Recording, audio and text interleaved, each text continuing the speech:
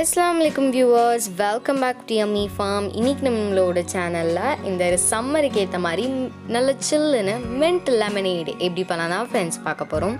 So இந்த recipe வந்து ரொம்ப சிம்பிள் தான்.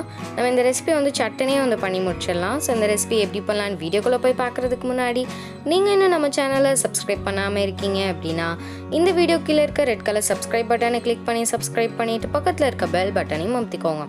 அப்போ தான் நான் அப்லோட் பண்ணுற புதிய ரெசிபீஸ் உடனுக்குடனே எங்கள் மொபைலுக்கு வந்து சேரும்.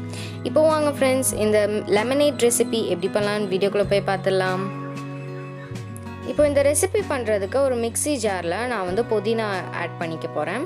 ஒரு அரை கப் அளவுக்கு புதினா வந்து ஆட் பண்ணிக்கோங்க. இந்த புதினா கூடவே நான் வந்து தண்ணி ஆட் பண்ணிக்க போகிறேன். ஒரு அரை கப் அளவுக்கு தண்ணி, அரை கப் புதினாக்கு அரை கப் அளவுக்கு தண்ணி ஆட் பண்ணிக்கோங்க. தண்ணி ஆட் பண்ணதுக்கப்புறமா நம்ம இதில் வந்து சர்க்கரை வந்து ஆட் பண்ணிக்கலாம். நான் வந்து ஒரு 2-3 டேபிள் ஸ்பூன் அளவுக்கு சர்க்கரை வந்து ஆட் பண்ணிக்க போகிறேன்.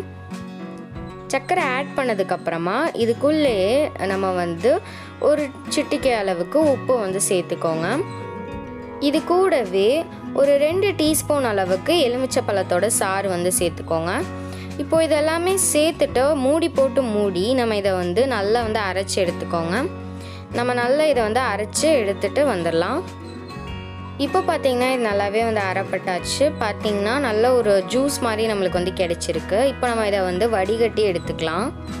ஒரு பாத்திரத்தில் ஜல்லி வச்சுட்டு நம்ம இதை நல்லா வந்து வடிகட்டி எடுத்துக்கோங்க.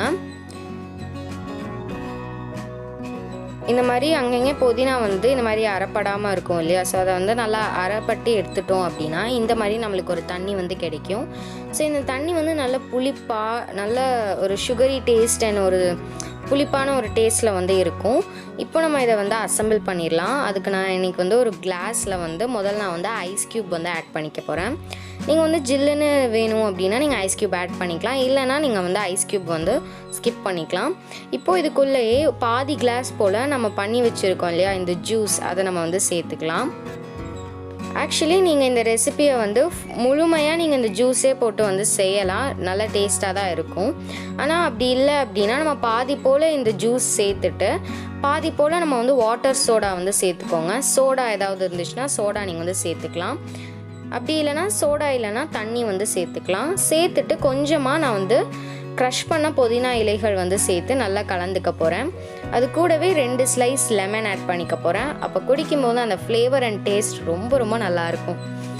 நம்ம க்ரஷ் பண்ண புதினா சேர்க்கும்போது நம்ம குடிக்கும்போது நல்லா அந்த ஃப்ரெஷ்னஸ் வந்து கிடைக்கும். ஸோ அதுக்காக தான். இப்போ நம்ம இதை வந்து நல்லா கலந்துக்கோங்க.